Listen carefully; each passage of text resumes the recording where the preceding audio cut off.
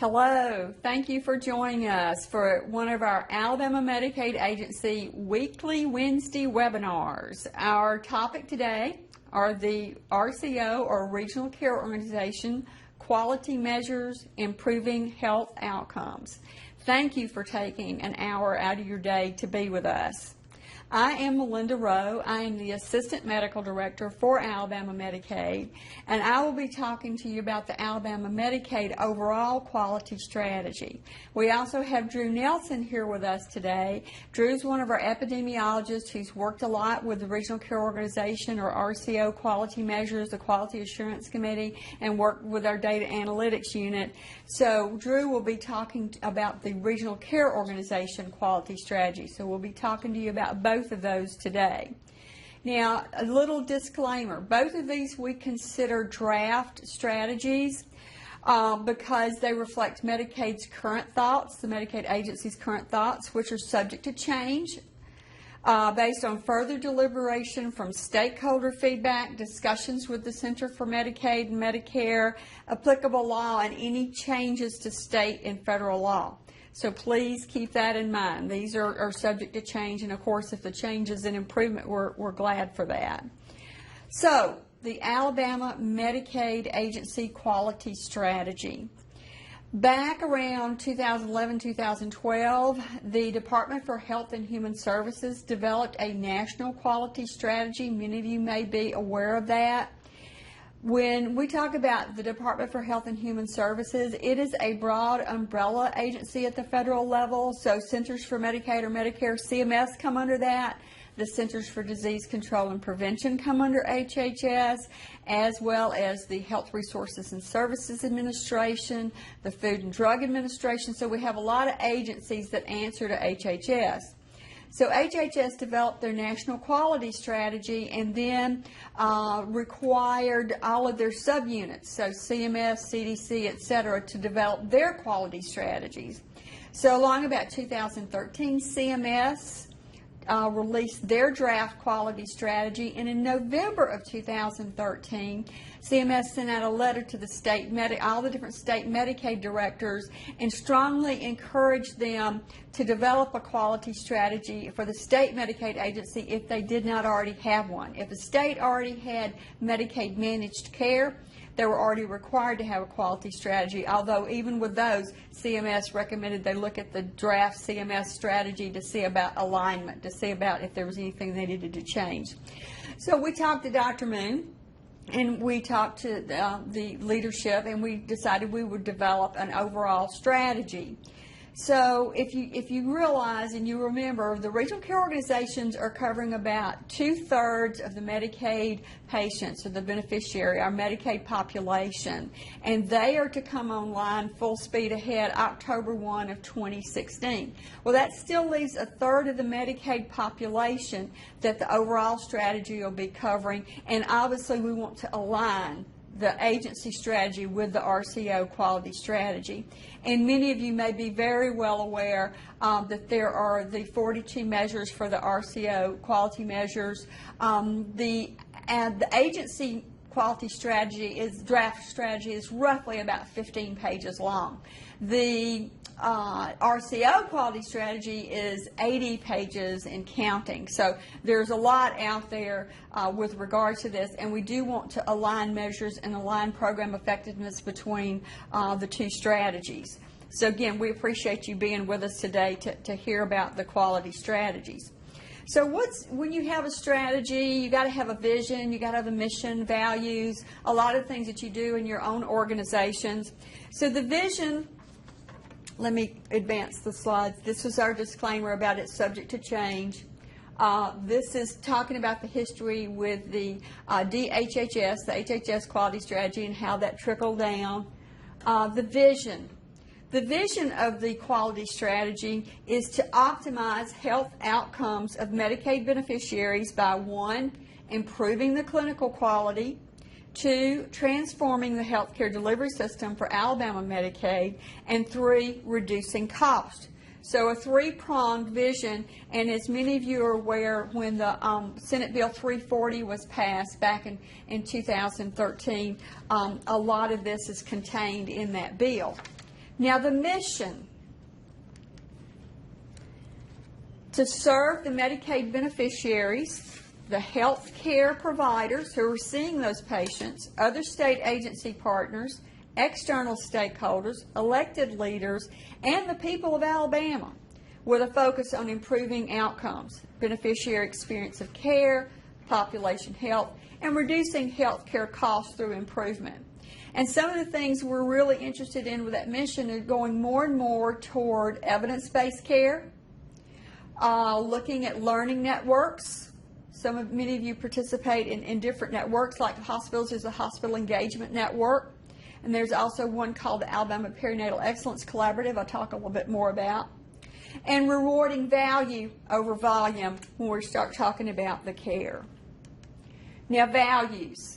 The patients or the beneficiaries come first. That's why we're here. And we certainly appreciate all of you out there who are providing care for the Medicaid beneficiaries, because y'all know you're taking care of some of the most vulnerable folks in Alabama, and they really need your services. So thank you for doing that. Public service. Our Medicaid, it's Alabama Medicaid, is a state agency, so our employees and many of yours are considered public employees, public service, and folks take that very seriously. They're very proud and privileged to be public servants and taking care of the Medicaid population. Integrity, accountability, teamwork, external collaboration, innovation, excellence, and respect. All of those are like mom and apple pie, and like I say, a lot of you have all that in your vision and values and statements. And are we walking the talk? Are we doing what we say we're going to do? Are we doing it with honesty, integrity, and doing the best we can with the resources that we've got? So all that's very important. Now, breaking this down, we're going to break this strategy down into 3 broad aims and 6 priorities or goals. So the 3 broad aims: better care, healthy people, healthy communities, which has now been shortened to healthier people. Affordable care, smarter spending. That's been shortened to just smarter spending. So better care, healthier people, and smarter spending. So those are the aims of the quality strategy. So keeping that in mind, the 6 priorities and goals. Number 1, making care safer by reducing harm caused by the delivery of care. We mentioned a while ago the hospitals and the hospital engagement network. They've done a lot with hospital-acquired conditions, with preventable conditions, with trying to decrease infection rates for, like, when you have a Foley catheter, when you have a central line. So trying to look at those sorts of things and decrease the infection rates and helping to reduce that harm with the delivery. Medication errors. Number 2, ensuring that each person and family will be engaged partners in their care. This is very important. Folks come in from different cultures, different backgrounds, different languages, and a lot of times the things that we say and do, we need to help find out where we can meet them to help them engage in their care and not be totally overwhelmed with our system, because sometimes we have excellent health care in this country, but sometimes it can overwhelm folks, especially who are not health care providers. Promoting effective communication and coordination of care. We have health homes. We had patient care networks, and now we have health homes and the probationary RCOs, and that's to help that care coordination. It's to help that communication with the patient and their family and the health care providers, and make sure we don't have some things that are falling through the cracks. To give you an example of those first 3, my husband back in December of last year was hit by a 1,200-pound big roll, one of those big round rolls of hay. It broke both his lower legs. Actually caused a compound fracture of his right foot. So when we were in the emergency room waiting for him to go to surgery, it gave me great relief when they came in and wrote R on his right leg, because they knew they were going to be doing some extra surgery on that leg with that compound fracture of his foot. So making sure that you got the right patient, the right surgery, the right side, the right everything, but making sure that you're getting that done. So that was very helpful. The family being engaged. My sister was recently diagnosed with ovarian cancer. She went in to get her gallbladder out with a laparoscopic procedure, and it wound up that they found something. They found a mass, and so they had to go in and take that out. So I was there with my brother-in-law, her husband, and wonderful volunteers that helped staff those surgery waiting rooms. But we had been there about 2.5 hours, and I knew that was way longer than what we needed to be there for a laparoscopic gallbladder, and I knew something was up, but you don't say anything because you don't want to worry people if you don't have to. But after about 2.5 hours, the volunteer came over and let us know that this note was from the surgeon. The surgeon called and said that they needed to do an open procedure, and they would talk to us in the conference room when that was over.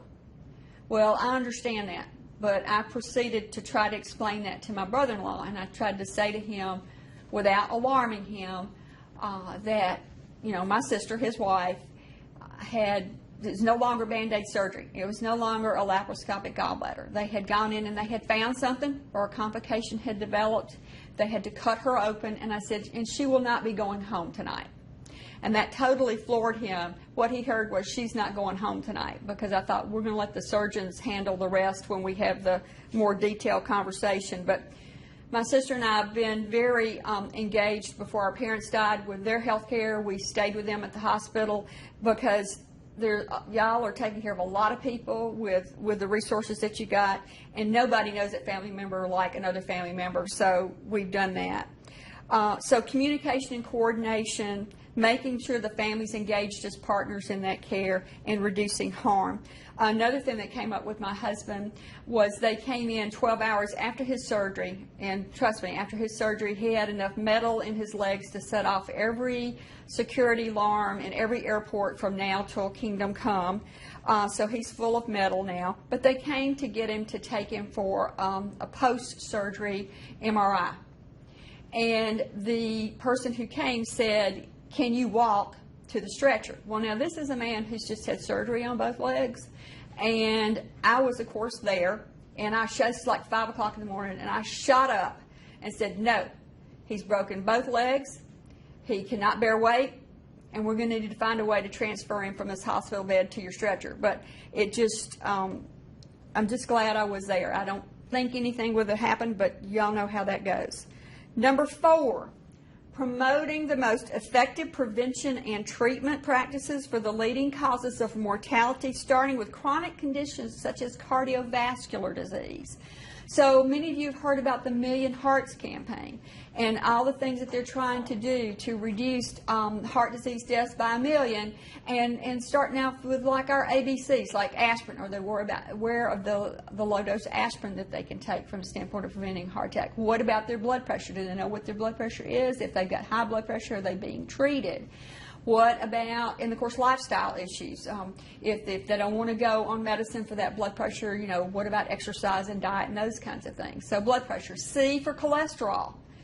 Do they know what their cholesterol level is? Have they been evaluated? Do they need to be on medicines because they've got the type of cholesterol that is not going to be that responsive to the diet and exercise? Diet and exercise are important. And then the S for smoking. If they smoke, they need to quit. And how do we get them the resources to help them with smoking cessation? Because we know that that's going to just make it worse with their cardiovascular disease. Number 5, working with stakeholders to promote a wide use of best practices to enable healthy living.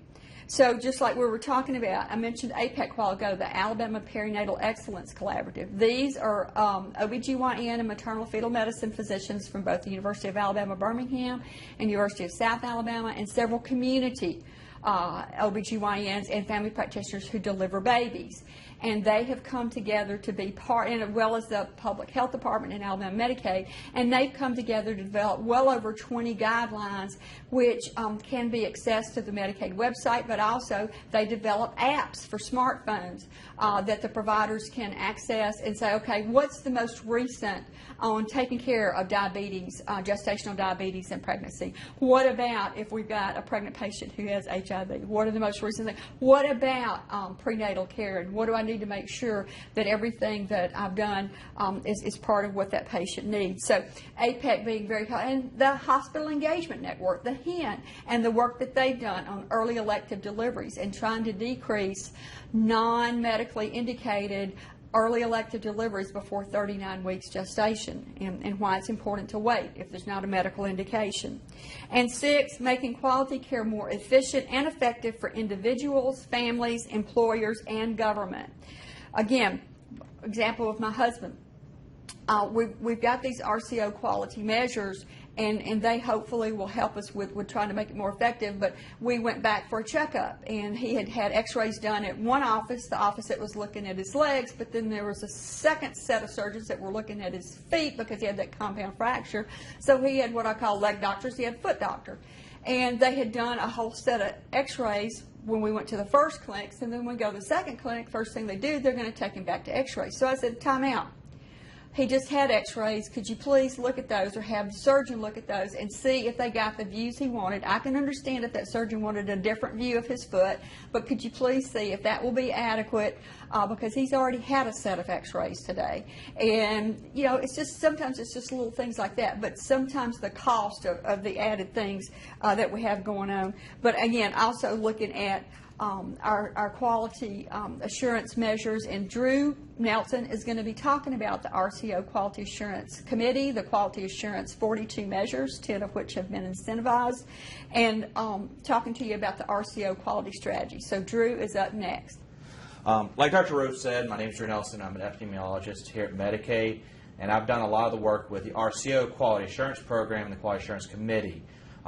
As Dr. Rowe was presenting the overall agency strategy, I'm going to be covering the individual RCO and managed care strategy. So again, disclaimer, the attorneys have seen this. Anything we say today can be changed tomorrow, pending upon CMS managed care rules, pending state law, just multiple different decisions. Some of the agenda today, what we are going to be covering is why we developed the quality strategy, how we did it, what really is in the strategy. We'll also cover some of the quality assurance measures.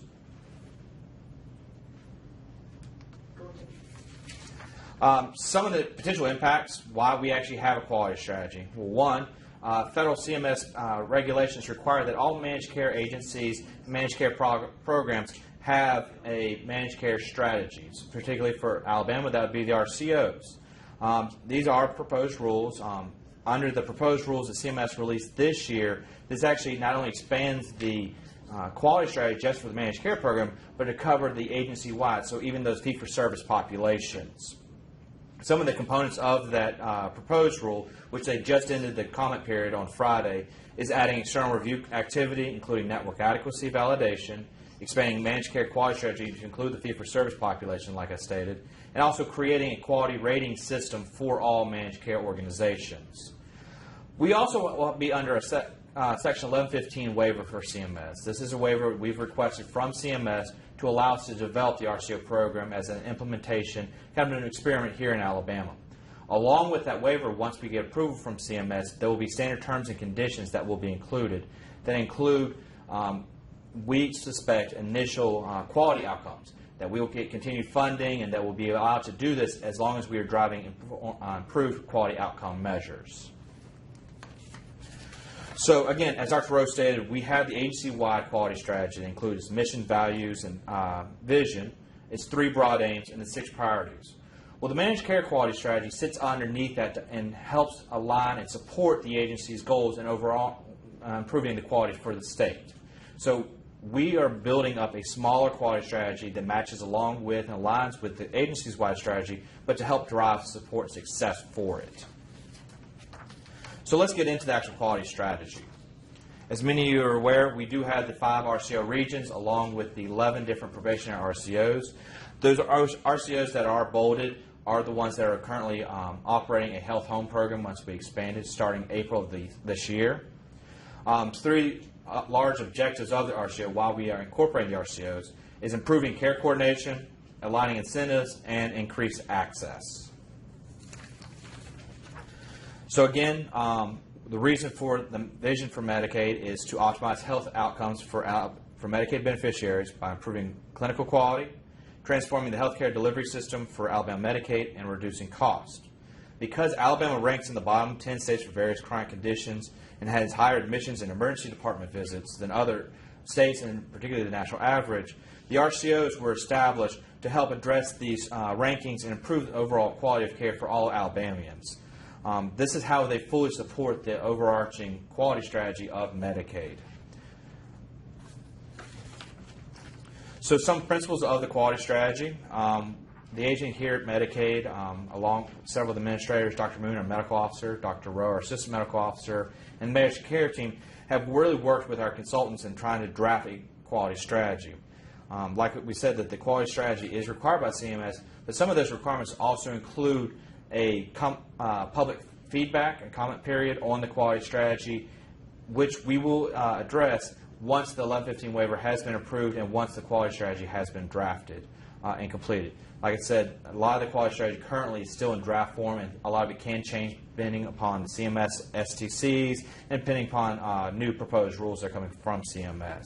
But ultimately, the guiding principles for the strategy were to serve as a roadmap to assist the agency in implementing and monitoring quality improvement, reflecting its program's priorities and underlying principles, outlining strategic goals, targets, and action plans to achieve those program goals, and to really, we want to provide continuous and regular feedback not only to the RCO, but to stakeholders throughout the state on how the RCO program is doing. So some of these components are driven by the CMS. We do have, as part of the quality strategy, development and review of quality strategy, the quality and appropriateness of care, national performance standards, the external quality review, monitoring compliance, and state standards. A lot of you are aware we do have the RCO Quality Assurance Committee. This was a part that was a part of the initial legislation of the RCOs, and they have been working over the past year and a half to start developing the national performance measures and the state standards. So let's go into the Quality Assurance Committee for a little bit. Like I said, it is part of the initial legislation. Section 5, the committee shall identify objective outcome and quality measures, including measures for outcome and quality for ambulatory care, inpatient care, chemical dependency, mental health treatment, oral health care, and all other services provided by coordinated care organizations. Those were the initial principal categories that we had to have measures to identify. As we go through the measures, there are other categories that were expanded out that are leading health concerns, such as chronic disease, obesity, diabetes, and also other primary health concerns within the state, including infant mortality and maternal and child health. So the purpose of the RCO QA Committee is to ensure through ongoing measurement in regional care organizations that they deliver quality health care services to Alabama Medicaid recipients. There are incentives that will be tied to the metrics, and it's committees to really charge to determine what those quality metrics are, not necessarily the incentives. The committee is also responsible for developing measures to measure provider performance. Again, the RCO QA Committee is only selecting measures to evaluate the performance of the RCO at a region level population health, not down at the provider level. Some of the principles of the RCO QA Committee was that we wanted to select initial measures that were simple, well-defined, reliable, and limited in number, and to the greatest extent possible, the data had to be readily available and easily analyzed. Also, the metrics we wanted to reflect were the population served by the RCOs. So we have three broad areas of the RCO measures. We have here the quality measures, which are as part of the RCOs. We have the demonstration accountability measures, which we believe those will be coming through the standard terms and conditions of the 1115 waiver approval, and the program effectiveness measures. As I stated before, the quality measures are really for us to evaluate the performance of each individual RCO. The performance effectiveness measures are how CMS will evaluate the agency itself on the implementation and this progress of the RCO program at a statewide level. And then the demonstration accountability measures will also be how CMS will be regulating us and monitoring us on an annual basis that we are implementing and driving quality outcomes with the RCO program. We do suspect that there will be a lot of overlap of the measures and the program, but there will also be some measures that will only be in some of the categories. And we'll go into some of those measures in a little bit.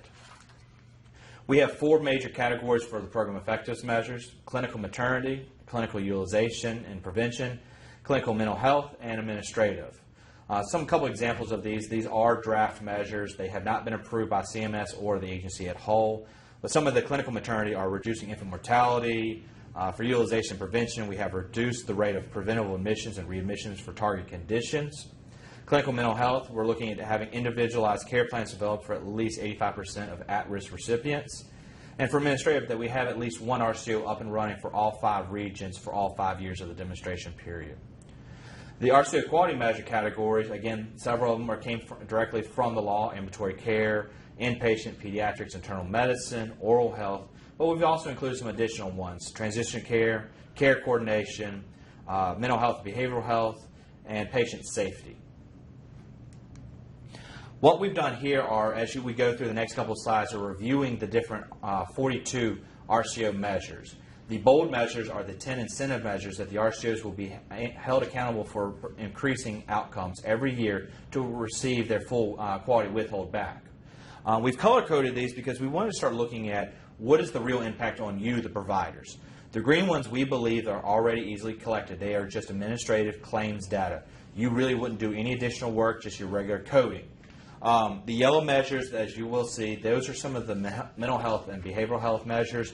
We are in ongoing conversations with the Department of Mental Health colleagues in developing and working out the technical specifications for those measures. But we believe a lot of those will be administrative level as well. The darker orange measures, those are from surveys. 2 of our patient safety measures, as we'll show, they actually come from the CAP survey that the hospitals already do, and we're working with the Hospital Association to receive that data. The red measures down bottom, those are actually chart extraction measures. Those are increased measures, increased workload to collect that information. But as we stand up and the HIE is more broadly adopted, we'll be able to collect a lot of that information from electronic health records and from the health exchange. So again, for initial diabetes, asthma measures, those are all administrative measures. Again, all of our pediatric and adolescent measures, those are all administrative as well. Same thing with our prenatal and maternity measures. Those are all individual claims data as well. Here, when we hit our chemical dependency and substance abuse measure, those are some of the measures that we are working with them, with DMH, to collect the specification. But we do know that most of those should be claims-based. There is one measure that will also be from a survey, CAPS. Again, moving through our mental illness, a lot of these measures are already available through administrative data, but we are working on specifications for a few of the future ones. Down bottom, we do have 2 patient safety measures, as identified before. We'll be drawing from current survey materials that are already being done by the Hospital Association. But the bottom 3, the care transition and the 2 care coordination measures, those are currently chart extraction measures, but we are working trying to come up with a better mechanism to collect that information rather than increasing the workload to do chart extraction. But these are the measures that were identified and approved and adopted by the RCO Quality Assurance Committee and have been built into the initial draft RCO contract. So overall, 36 of the 42 measures are administrative. 3 of them are chart review. Hopefully, as we move towards a fully robust HIE, they will be able to be collected that way. And we do have 3 survey measures. These are already being done. They'll be either being operated through the Hospital Association or here at Medicaid, so we won't have any issues collecting that information. So then we looked at the 10 incentive measures, and we wanted to review those because we know these are of importance to the RCOs, that we wanted to see what is really the impact on the individual provider. Is there additional work? Are you going to have to do any additional chart extractions? Are you going to do anything else to really get this information? Because these are really the top 10 measures that the RCOs are going to be focused on. As you can tell, most every one of these measures, some of these measures do have some components, and that's why they don't all add up to 10. Most of the measures you are currently collecting, as long as you're doing the regular billing, like BMI, as long as you're sitting there weighing the patient, measuring them, and adding it onto the chart, there is no additional workload. Now, there is some that we're not quite sure of, including the BMI, because we know we're not getting all the claims for that. We're not getting everyone billing for that. Also, transition to record, we're not quite sure. We suspect that most of the hospitals are doing a discharge record and submitting it down to the next primary care provider, but we aren't quite sure how you're collecting that. So that might be an increased work. We also know the initiation engagement of alcohol and other drug treatments. pretty sure you're collecting that information, but we're not quite sure. One thing that we do know is going to be an increased workload is the depression screening. That's not currently being done for all recipients, but we do suspect as the RCO measures are adopted, that will be something new that the providers will have to do. Another component of the quality strategy is the external quality review. The agency will conduct an annual external independent quality review of all services. I like to think of the EQRO as really as an auditor. Just like for financial audits come in and look at your books and make sure everything's adding up, the EQRO really, they come in not only to the RCOs, but they also review the agency. They review how we calculate our measures, that the data that we're using is the correct data. The encounter data is very good. The RCOs, they're collecting and reporting the same data and calculating their measures. So it's basically a non-biased third-party entity that comes in and does an audit for our quality review. Some additional optional EQR activities that we are looking at expanding and building into the contract is validating our counter data, doing the CAP survey, calculating our performance improvement measures, and our performance improvement projects. So overall, how will the RCOs work with the monitoring? This is just a quick diagram of how the monitoring evaluation will work between the RCOs and the agencies and providers. A lot of the RCOs will be submitting ongoing reports and templates to the agency. We'll be ongoing monitoring those, seeing if there's any trends that are coming out. Is there any areas that are lacking or insufficient that we need to address or set improvement goals, and then monitoring those in performance improvement projects. It's a constant PDSA cycle to driving improved quality outcomes for the RCOs. Again, these are several different programs. At the top of the chart, you have the 4 different program objectives of the RCOs that are from the 1115 waiver. We want to improve the care coordination and reduce fragmentation within the state's delivery system. We want to create aligned incentives to improve beneficiary clinical outcomes.